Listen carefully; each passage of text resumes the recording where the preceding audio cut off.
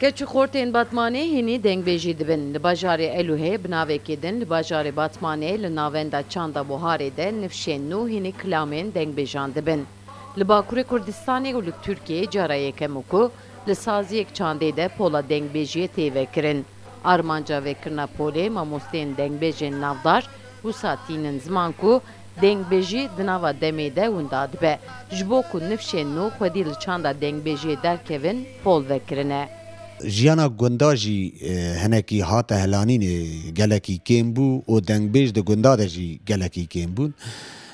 Hemû em bêjin extiyarin, kalin, ew îmkan û derfetê ku şagirta pêş de bibin û derxin holê jî gelek zayıf bûne, tevketine metropola.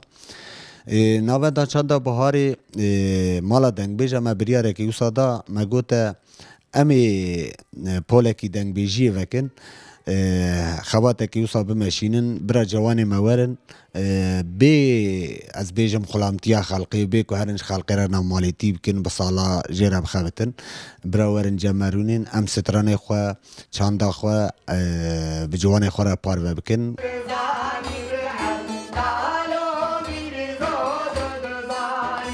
Di polê de du dengbêj, yek jin, yek zilam, şagirtan hinî kilaman dikin. Nêzîkî sê xwendevan vêga perwerdeya dengbêjî dibînin. Piraniyên wan jin û keçin. Dewra dibêjin hejmara dengbêjên jin hindikin. Ji bo ku zêde bibe, eleqeya jinan bêtir heye. Heman demî de dengbêj bang li saziyên çanda dikin ku bila ew jî pola vekin. Wextê destpêkê de me destpê kirî hevalên me 12 hebû. Lê belê vêgavê mixabin hanî kêm kêm ketê hinkî heval çûn. Vêgavê hevalên me jin zêdetirin.